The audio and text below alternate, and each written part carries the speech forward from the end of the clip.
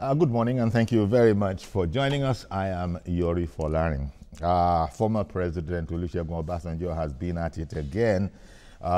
He will criticize that which he feels needs to be criticized at whatever time, and no matter how many times it takes, and whenever he feels like it.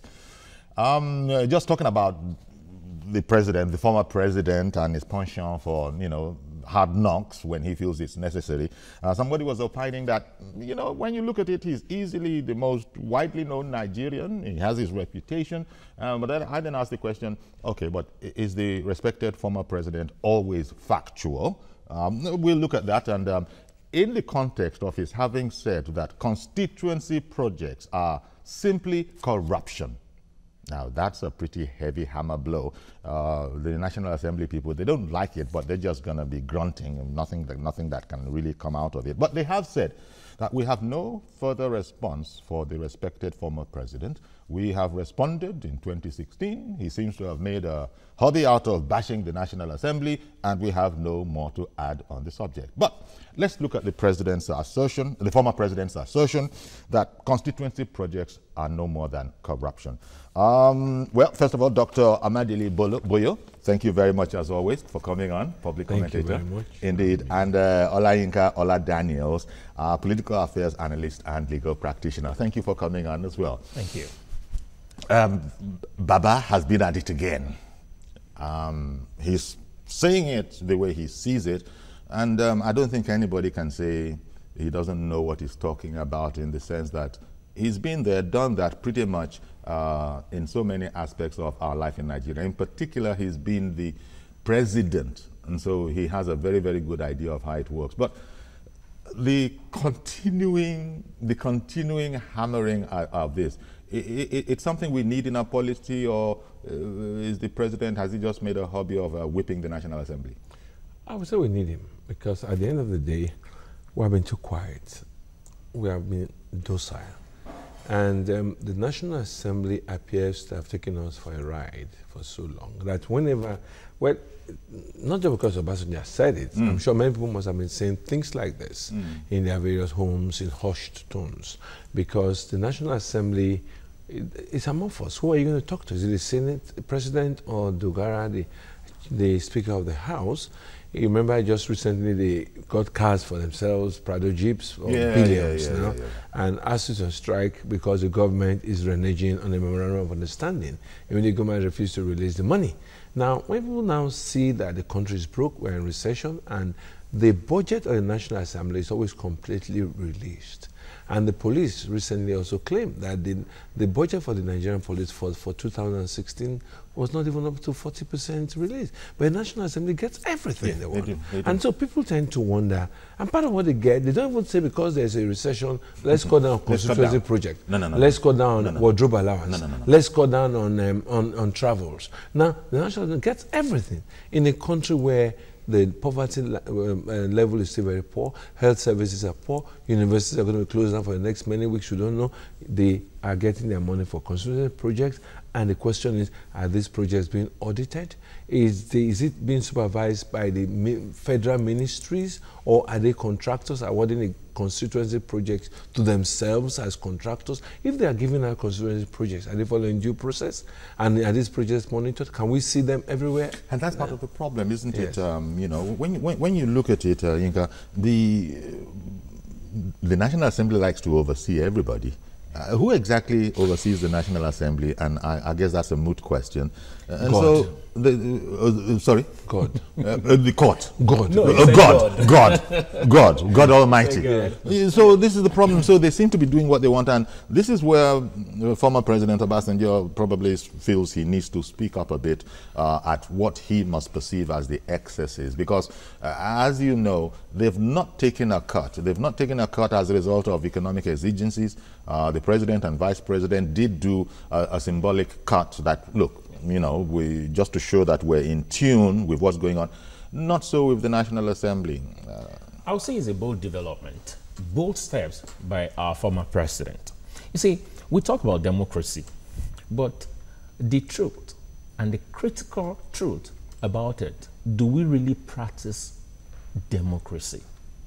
Seriously, because if we do, Okay, look at a recent issue of a recall of a particular senator, and it went back to the recall attempt. Court. I mean, the recall attempt. Yeah, the recall attempt. It went to court to stop this recall. Which senator are you talking about? We're talking about Senator Dino Melai. Yes. Okay, Senator Dino Melai. Yeah, he went to court to stop. So if you are really working for your people, and your people are saying you have not delivered, we need you to come back, we need another person to represent us, then you go to say, no, you cannot remove me. I mean, this is democracy. We are talking about democracy, but some people have become Lord. Well, they seek your own power. Yeah. They work on, they prevail on your will to make them whoever they are. Now they are made by you. Then they are telling you, you can't take me out. I mean, now... well, as you know, his assertion is that this is not for real. This is the work of political enemies. We go to the ballot box and prove that it's not for real. And so his attitude is that, look, let the INEC do their job. Okay. When we get to that because point... Because INEC did give us notice of, you know, the beginning... Signatures. And so... If you think it's a political enemy strategies, why don't you just go face it? Then let's see whether it's actually the people that are calling you back or your political enemy. When we get to that point, we'll find out. Now, if no one could talk, you, myself, and some other people, we can only make noise maybe in our bedroom or on the streets of Lagos or here, and the senators, the honorables, in quote, they sit the back, legislators, in quote, yeah, I use the word and senators. I use the word in quotes, and they sit back and they laugh at us that those ones are not serious. Go and say. So we need someone that have been there that can make a difference. Because someone that when he speaks, at least they will listen to. Someone that can speak the mind and the voice of the people, and that is where we have what our former president has decided to do, and that is the reason why he came out. And the truth is, but they say, you know, Amadele, they say comment is free, and effectively, what former President Obasanjo has done has been to add his comment. And what we know is the National Assembly is just going to continue on its merry way. It's not going to be bothered because we're looking at precedents now, that this is what has happened in the past. There's no reason for it to happen again. But it does highlight the fact that a lot of people are still unsatisfied about what they have decided to pay themselves. And as you said, they give themselves 100% of the budget. Other crucial sectors don't get all of that. You know? And beyond that, Mr. Yori, is the fact that if you are in a place where there's no oversight concerning you, you say power corrupts, absolute power corrupts, absolutely.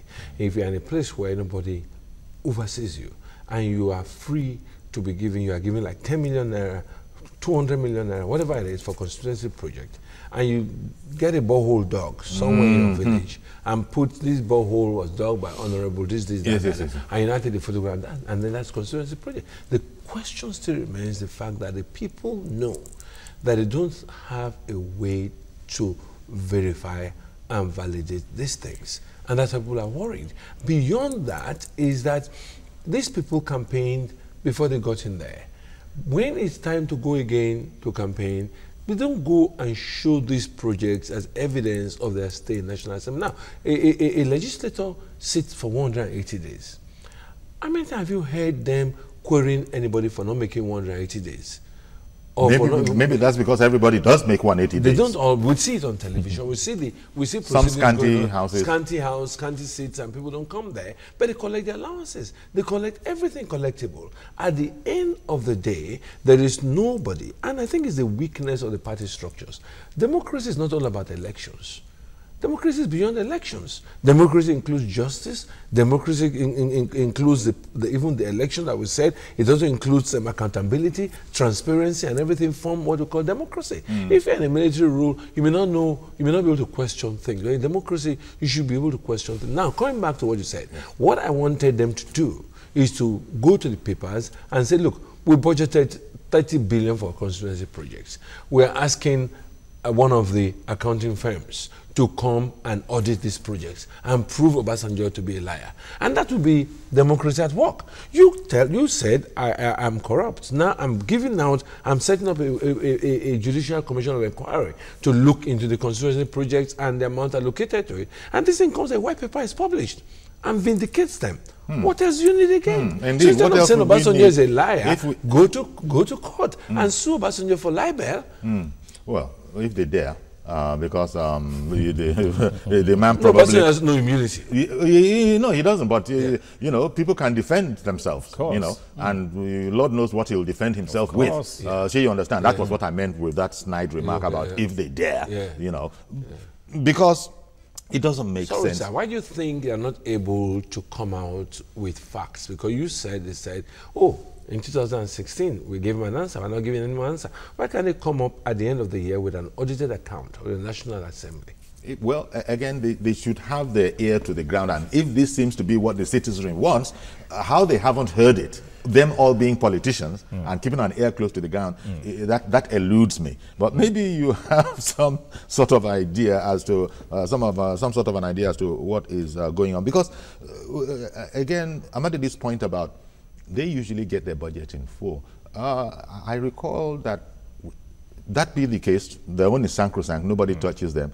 You can see first line. Other sectors of the country have been complaining, in particular road sector. You know, when the Minister of Works, among other ministries, was talking about roads and their projects and what they needed to do, and this was slashed down. They rearranged the whole thing. They said there's more attention needed here. It's a big problem that we have, but it seems that we're just having to bear it. Well, Mr. Yori, it's clear. I'll say Uncle Yori. See, just Yori, please. Yori is what I prefer. See, what Mr. Former President has said is an average mindset of an average Nigerian. Now, I'll put it this way. Between 2004 to 2013, the so-called constituency project gulped over 900 billion by these same legislators. Now, what happens? They collect the money. It's so sad that even among them, you find out that the amount Mr. President, that's the Senate President, takes from the money is far, far, far, far bigger than maybe he's taking. Let's say, for instance, he's taking over 1 billion, and maybe another senator is taking 30 million for his own constituency project. But you have to say immediately after that statement that that's your speculation. My speculations. Okay. My speculations. Okay. My speculation. But really, we saw it somewhere, and that really happened. But Jabia Milan could get 1 billion. Okay. While another honorable member of the House, just a legislator, is getting 30 million for his own constituency project. So what even happened? What even? Yeah, because they tell you. Because you voted amongst yourselves and decided that this one is the primus inter pares. That is the question they've not been able to answer, Nigerians, and we have been asking them: how come your so-called constituency projects are so? I mean, a massive indifference. Yes. Yeah, because seriously, widely varying. No, it's possible. Maybe in Lagos, in some constituency, they still have water, they still have electricity, and some area in Ondo State, probably they don't even have. There's a particular place in Ondo. There are 2 places in Ondo. For 6 years, they've not even sell electricity, and these people collect the money for the so-called constituency project. What do they do with it? They have it in the budget. Then they are the one that will not bring in a contractor. Now the federal government through MDA will pay the contractor. Now they go make the contractor, bros, this is what you do. Now the contractor remit. You know, it gives them, maybe it collects 30 billion because it's a project. You collect 30 billion, it gives them maybe 20 billion, and it takes 10 billion to do the work. I'm just again, this is your speculation. Okay. Now, but seriously, we ask, even the so-called little given to the contractor to do the work. We live in different constituencies, and the question is, what have I seen in my constituency that I can say a legislator has done as constituency project that is being claimed from the budget? So you all those photographs we see about grinding machines, the Okadas, the Kekemarwas. I mean, Sir, notwithstanding all of that. I'm just saying, because you see a lot of photographs. No, they will tell you they use their own personal money for such projects. Their own personal money. What somebody said is that the Nigerian uses the money, the worth of a Rolls Royce, to buy a Volkswagen. Yeah. At the end of the day, that's why we are poor. When Obasanjo made this statement, Obasanjo was in Niger State for the commissioning of an investment forum. And I want to quote him. He said, Sultan talked about roads. I hope our lawmakers will use their position and act positively so that when they put in road projects in the budget, they will not turn the road project into what they now term constituency projects. Exactly. You and I know what constituency project means. It's simply corruption. Now, this is what he's saying. Some of these projects could be in the budget because when the federal government sends its budget, executive sends its budget to the legislature, they tinker with the budget and add projects that are relevant to their constituencies in the budget. That's what they do. Now, at the end of the day, after adding what your constituency needs, like you said, in Ondo State, they need light. In some parts of Ijebu, there's no water because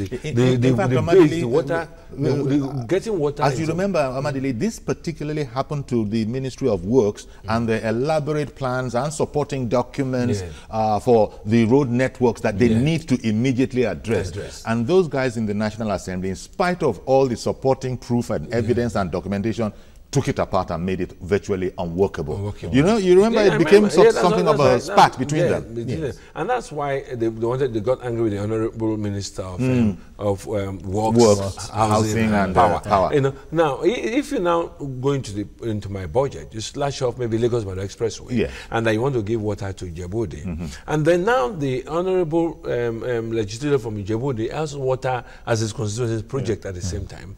Now, you are telling the Ministry of Works to throw us the water he provided. The man that said he has a constituency project of 2 billion naira to provide water in his constituency in Djibouti says, is that one that he provided?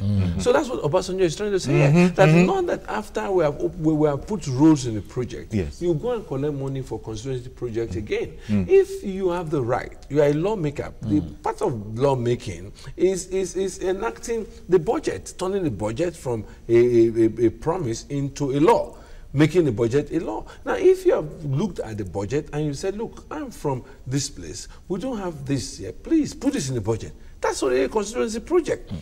Okay. Yeah, look, part of the problem here, I think, is when you look at what it takes to become a senator, as we have been told by guys who have aspired to that office. I see you there on this. Well, you never can tell. I mean, you know, well, maybe Nigeria won't always be like that, is the point. Because people have theorized that this is where we don't necessarily get the best, our best and brightest all the time. Because what it has been said to cost to become even councillor and go up, right up the line, right up to governor, who, by the way, also has the security vote, which is another form of corruption, as has been said. That's another form of constituency project. You know, again, let me say, this one is my speculation. You know, so there's all of this matter about the issue being, it takes so much to get there, and these guys pay with an arm and a leg, and so it's like, what's going on is, this is how you get it back. This is the objective. That's why you are paid such outrageous salaries and wardrobe allowances. And two, the constituency projects are immune to investigation by the Accountant General's office. Just like security votes too. And the Auditor General's office. Security vote is like that too. So yes. So at the end of the day, you don't write a report that I collected 20 billion or 20 million or even 1 million and I come to give an account. Is that the receipt? Then they go and check it and audit it. So that's part of why they're called honorable, because you expect them to be honorable, not dishonorable. In other words, to be truthful. We've got to be able to believe you are a lawmaker. Whoever is elected as a lawmaker, I think part of the idea is that you've got to be, he has to be trustworthy, you have to be able to believe him. Let us break it down. Let us break it down. What business does a legislator has with constituency project? When we say it's a fraud and it's corruption, it's beyond not just doing the work. Why? We have the local governments there. the state government, the executive, what is their duty? When you come to the, you see, it's because we talk about true federalism, but do we really practice true federalism? Where to devolve power, we are having issues. These are the work of the local government to make sure that the local government is enabled and inhabitable for its people. There is no business of a legislator. It should go to the House and make laws that will work for the nation and make the nation grow, and not collecting, telling them I have a project in my constituency to fix. No. An oversight. It is absolutely fraud. The Constitution needs to be revisited. And we have said this severally. But gentlemen, I don't know if you checked it. This constituency project, it's not unique to Nigeria. I mean, in maybe other assemblies, national assemblies across Africa. I think it's unique to Nigeria. We created that for ourselves. We created that. Yes. We created, because look at our constitution. It's even before, don't forget when the military came in. Even before that was 83, when the Republican we had in 1983, there was nothing like this. Whole thing started when these people came in 1999. That was when we started this so-called... In the Second Republic, it wasn't there. It wasn't there. It's the First Republic we started this constituency project. Seriously? And for me, my personal view, they have no business with any project to fix in any constituency. If we had the local government to do that, do you know the irony of it? What they call the so-called constituency project that they want to fix, the executive is fixing that. That's it. So, well, what are we talking about? At the end of the day, why is the executive called the executive? It's to execute. It's to execute. And your job is to play an oversight role. You cannot be a judge in your own matter. If you are a legislator and you're also giving out contract to yourself, you can no longer oversee the executive. Because at the end of the day, you collected money. Like, give you an example, there's a concurrent list, there's the executive list in the Constitution. Now, the local governments are in charge of markets, bylaws, and all those things, and they can also construct some streets and roads. Now, water provision, state governments do it, local government do it. Then one man says he's representing your constituency, he now wants to provide water. Why not call the chairman of a local government who has a budget for this and say, look, I'm in Abuja, but I can influence what is going on here. Water is important in this environment, and it can be done. Yeah, but you're thinking as an outsider. You're not a beneficiary of the largesses that we always throw at our public officials. Yes. So that's why you're thinking. You're thinking in a much more efficient way. What is probably going on now? But this is why we have leakages. Yeah, because as you know, the senators and the reps, legislators, they are pains to point out their constituency projects that this is my own, I'm delivering on my constituency projects. So what do you think someone like Senator McCain in America, to have been in the Senate for 30 years, what constituency project has he been doing in Arizona that has kept him there? Or made the last Kennedy from Massachusetts who died? People just know that you represent them in the Senate, they hear your voice on healthcare, they hear your voice on politics, they hear your voice on electricity, they hear your voice on these things, and they know that the budget of the country is approved by the Senate. And you use your influence as a legislator to ensure that the budget of last year is executed. And you said you're going to give light to Lagos State, for instance. And I come back to Lagos and I promise you that when I get to Senate, we will bring light. Not me will bring light. I will ensure that PSCN or GENCO brings light. And when you have light, you attribute it to what we did in the Senate by ensuring that the money devoted to electricity was really used for electricity. And so there's light there today. You see, I'm guessing that as long as the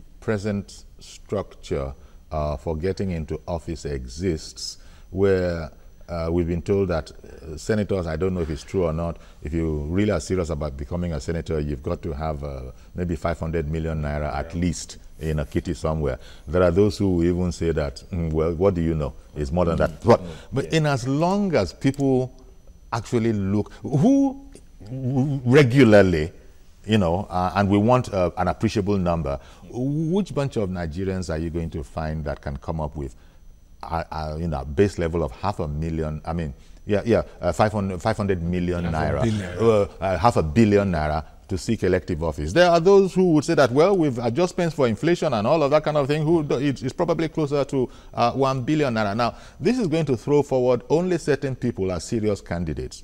And people with connections to drug barons and money laundering, or people who have already whatever. Stolen money in previous regimes. Well, again, that's the speculation. Even though it's probably not true that all the monies that were used in elections to the National Assembly were stolen money. But we understand the point you're making. It's true that the former minister, a one-time minister of petroleum resources, had the amount of dollars that they claim she has. She can run elections for the next 20 years and never lose. Because if indeed Abacha loot, and Abacha was alive today, and the money that is called Abacha loot, which we are still recovering from various banks all over the world, were in custody of Abacha, and Abacha now will have been like 80 years old, Abacha will still control the politics of Nigeria today. Because that kind of money was stupendous and could run the country. And the point is that it does the opposite of leveling the field because in theory you spoke about, we all speak about federalism, we want to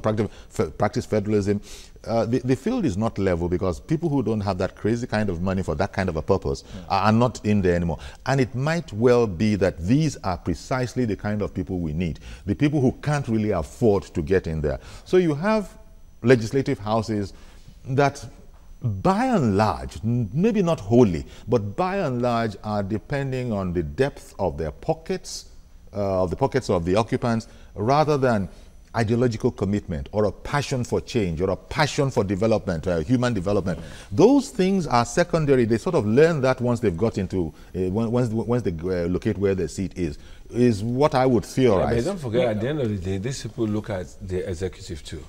And they feel that there's wardrobe allowance for ministers, and all those things are there. So there's a competition. So there is. They've said as much. And then when you now come and criticize me, it's like you live in a glass house. Now, about what you said, sir, about how to move the nation forward, how to fix economy, how to some ideological leaning. It is secondary to this bunch of politicians. Now, there's nowhere in the world that politics does not require money.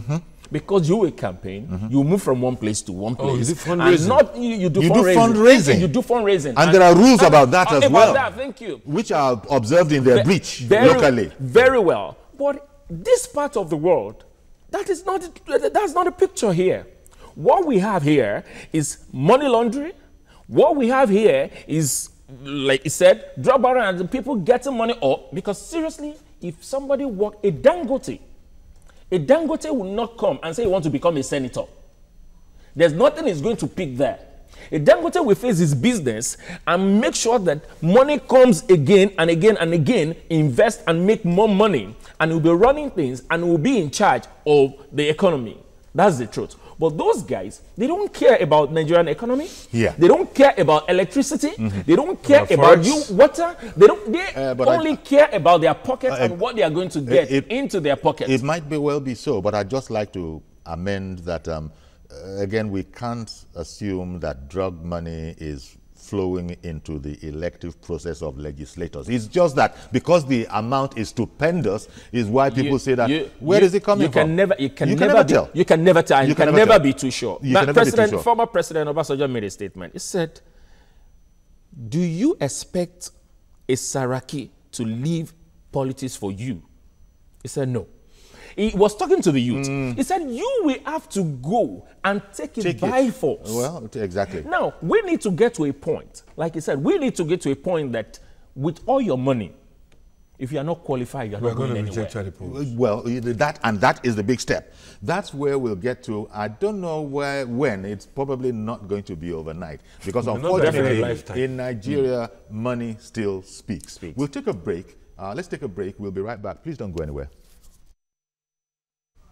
Okay, welcome back, and thank you for staying with us. If you've noticed, we might have opened the phones by now, but there seem to be problems with the Airtel phone line that we happen to be using. You would have noticed that program from before. I mean, this challenge from even before, even on our sister program, Your View.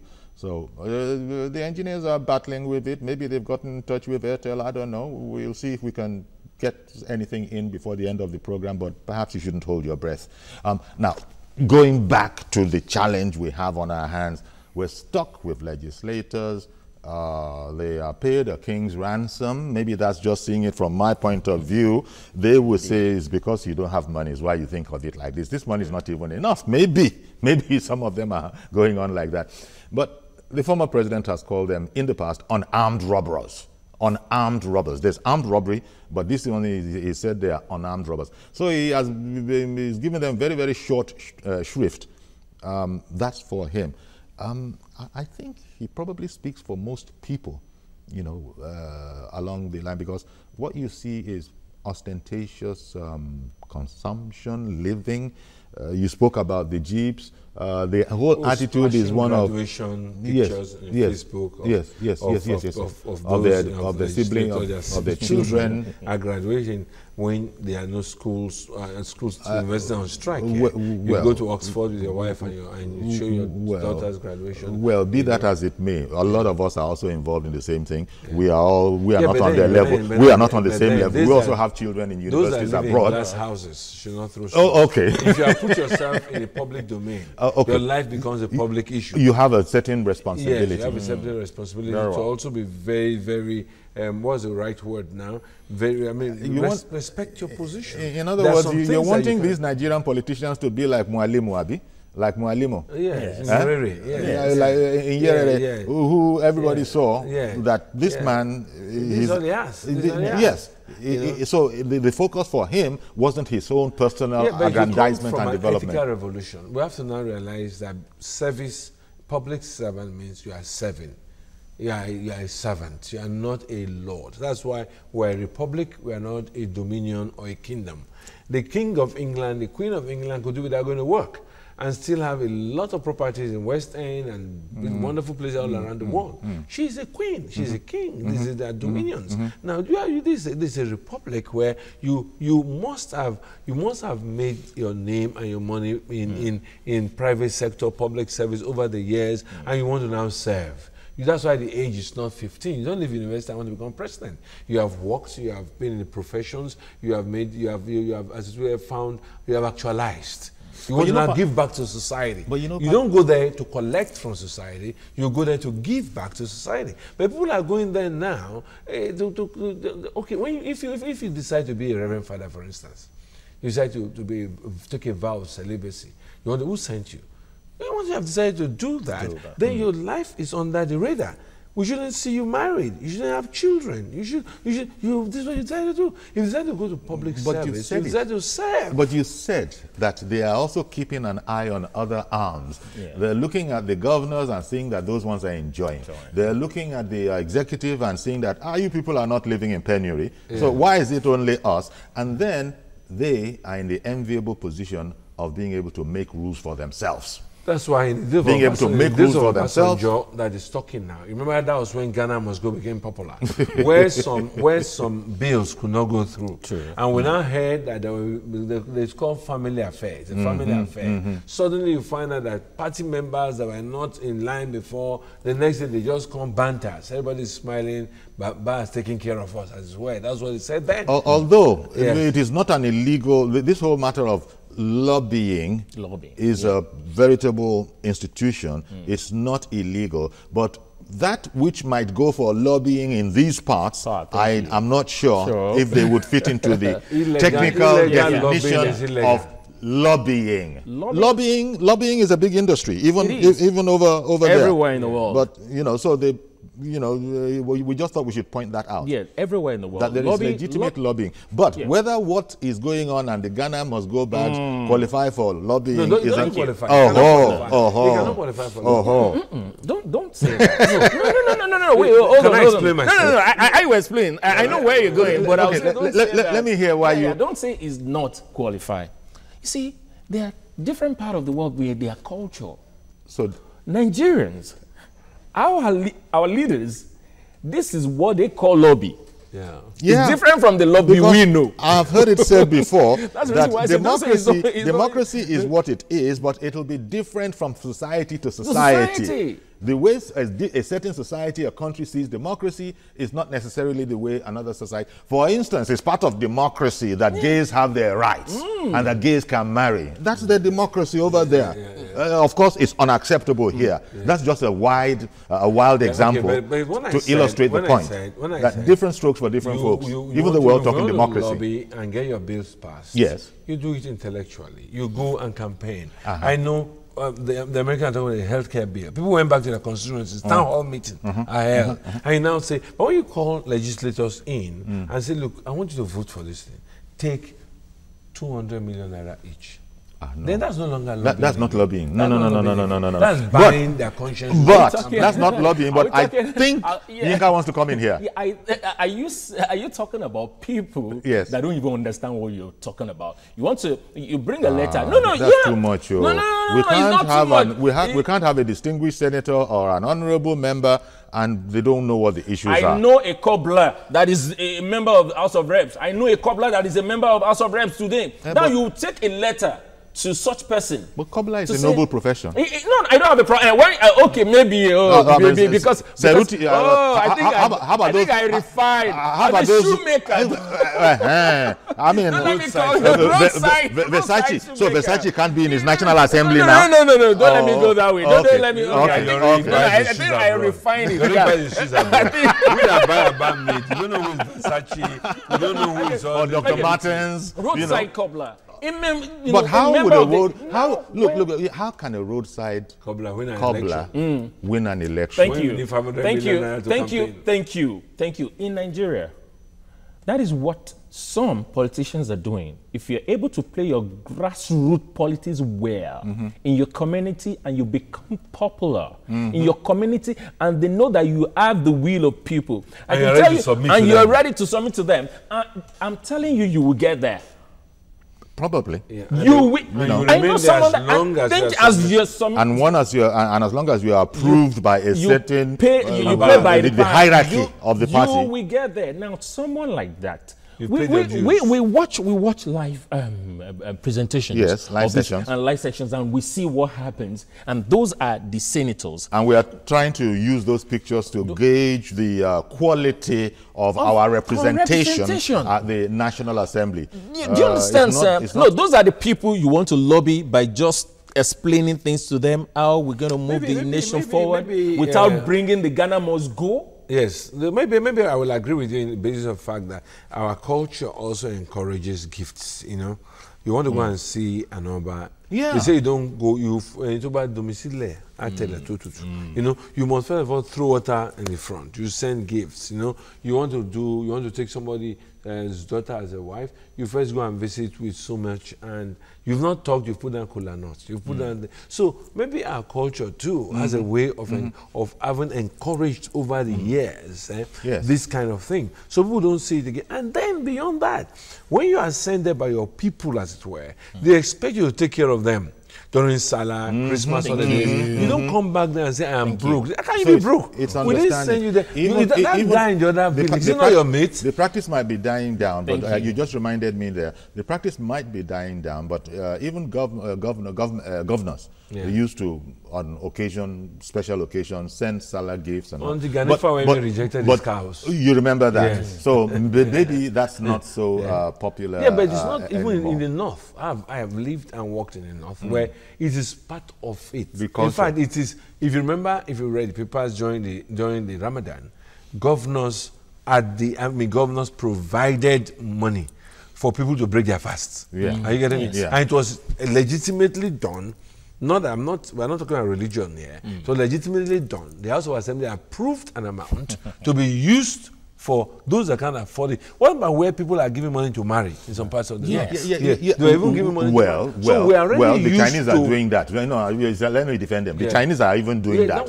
They are encouraging people to marry. About culture and our culture now has promoted giving in whatever dimensions. If, for instance, now you visit the governor, you're going to go away with a gift.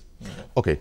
Now, I understand what you're saying about gifts. It's a culture. It's a culture. I understand. You're perfectly right. Yeah. You got to look at culture around the world and how it differs. Yeah. I understand that in Japan, you've got to take a gift if you're meeting someone for the first time, and the gift has to be just right. Yes. Not too expensive, not too cheap. It's just part of their own society. But I wanted to bring up the whole matter about a police chief who was in the Senate, I believe.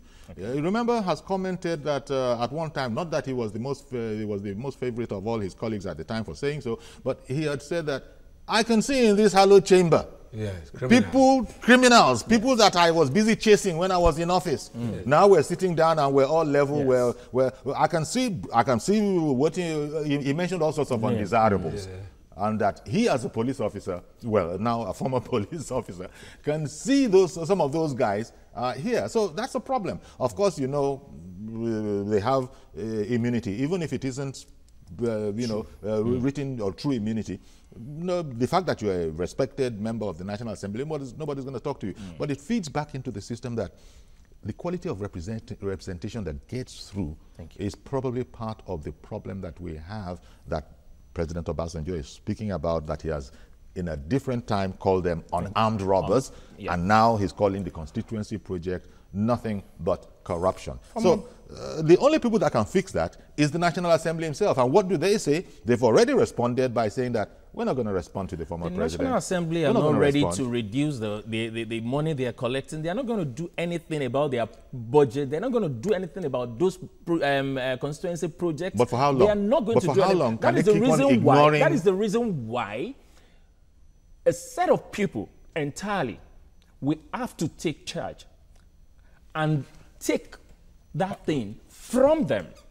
Until that is done, this is what we are going to be having. You're saying you need a moral minority, because a moral minority to take over and do things differently. Thank you. It's going to be a revolution because, one, we need an overhaul of our politics. One, there must be an overhaul of politics in Nigeria before we can move forward. If the politics we see today is what we still play, we are not going anywhere. But you know the way we play politics, first of all, you becoming a member of the political party. Yes. Most of them don't pay their dues. And that's where... most of them don't pay dues. So there's someone else yes. So where the real power in a political party resides is in the hands of the sponsors. Yeah, maybe that's how we should start. Having genuine political parties and democratization within the political parties. In the Second Republic, we knew what UPN stood for, the 4 cardinal points. We knew what MPN stood for. What do these parties now? Because if these parties could come in to say, look, when we come in as a party BCD, we are going to ensure that there will be transparency. Yes. Our senators and the House of Reps will not do constituency projects. Then that party now drives it down. If you are not towing the line of the party, you are dead, because there is a party hierarchy. There's a party leader. There's a party chairman, and this is supposed to be part of the dynamics of politics and democracy. The party system. If the party system is very strong, people can be brought to book. People can be called to order because there is a manifesto. There is an ideology. Where there are no ideologies, like Bola Ige said, 5 leprous fingers of the same hand.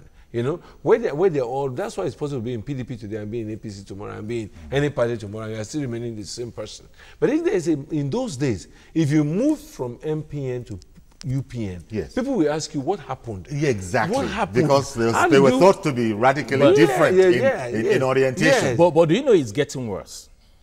And we saw that at the beginning of this administration. We saw that at the beginning of this administration. When the political parties agreed on something, by the time they got to the Senate, when they got to the House, they voted something. Something changed. Yes, that's because the party had become a hybrid. Thank you. It wasn't a pure strain anymore. Thank you. Now, because what you are saying, you know, don't forget that these people, when they get to that place, it has nothing to do with party any longer. Especially when it comes to welfare, their welfare, money involved. There's nothing like APC or ABGA or PDP. When it comes to money, when it comes to project, it's just money. That is it. Everybody at that point, they're on the same table and they're talking about money. So if we are talking about parties, even when they get there, But I'm talking of strong but gentlemen, how I wish, again, I really miss you guys out there that want to call in. The phone lines are what they are, so we're so sorry about that. We really are missing your input as well. We're just having all the fun in here, but it still isn't fun, not without you, but you understand. We wish it were different. The whole matter is they're not always talking just about money. It seems so, but let it be said, they do get some work done. Like what have they gotten done? Oh dear. Oh dear. Like how? Yeah, like what have they gotten done? Well, I was just throwing out that particular bone. I was just throwing out that at the particular end bone, of the day- because I can't remember instantly. But you can't say they've not done anything at all. I wish I had a senator here. I wish I had a senator here who will reel off so many different things. I won't say they've not done anything. They passed the budget. I will not say they've not. No, see, the budget is not the only bills here at the floor of the House. No, we can't say they've not done anything. But now, if we now look at what is expected, when we look at the expectation of what is supposed to be done or come out from the chamber, and they are not close in any way, then I think we need to ask questions. That is where the party ought to come in. You can't run politics without the party. A party is an organization based on ideology, based on a manifesto. Even as students in the university in those days, we used to have what they call manifesto nights before student union elections, where people come out and say what they will do. Whether they did it or not, they just said all kinds of things. Now people want to know, what is the manifesto of a party? We knew socialism, capitalism, communism, and what you really call communalism. And we knew all those things. And at the end of the day, people knew that if you were a capitalist society, this is what we're going to expect from you. High taxes, more this, more that, more this, more that. If you're a socialist society, free schools, free health, and that's why the UK left Brexit. They wanted to have their own identity. Now, if we have parties that with ideologies, parties with manifestos, and parties with strict discipline, and they add people to join a party, you have to agree with their manifesto. You have to agree with their ideology. Which is what you said it earlier. That will only come where every member of the party is involved in and is subscribing to those ideals of the party. Not only that, by his membership, dues and contributions. But what we have here, this part of the world, we have only one person or two or three. Just a handful of people a who political have contributed party. to the running of the party. A little to the left, a little to the right. And that all these parties are left or right. So let's be co-joiners, co-starters, and we started the SDP and the NRC. And it was supposed to be, they even wrote their constitution for them, wrote their manifesto for them, and they took off. At the end of the day, it is still the people that run the party that will make the party work. Indeed. And in terms of what everybody seems to be focusing on, the money starts from very early. As you know, you can't go into even the primaries of parties. The primaries without a few coins to rub against each other. So that's where it starts from, even though it's not supposed to be so. Not even Senate, you need to have money. So it's elective offices in everywhere. MBA elections, are they devoid of money? Yes. Well, are they devoid of money? The former President Obasanjo has called them out again. He's called them unarmed robbers in the past. He's saying that it's clear.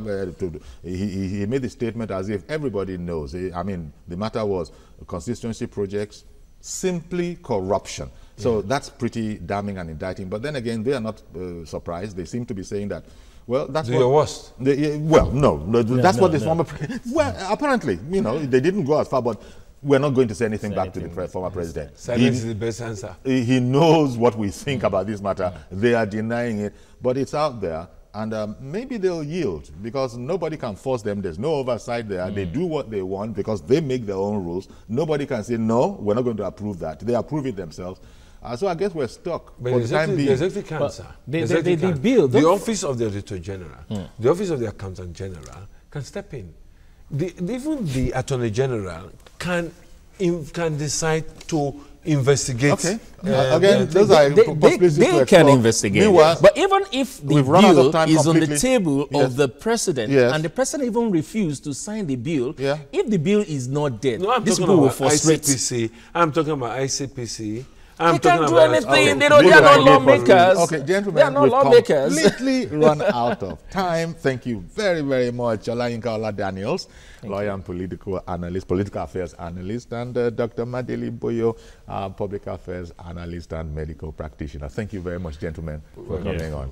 Okay, that's our program. So sorry about the phones. Hopefully, Airtel will be better off tomorrow, and we will be able to take phones. I'll see you tomorrow, God willing. I'm Yori Folarin. Bye-bye for now.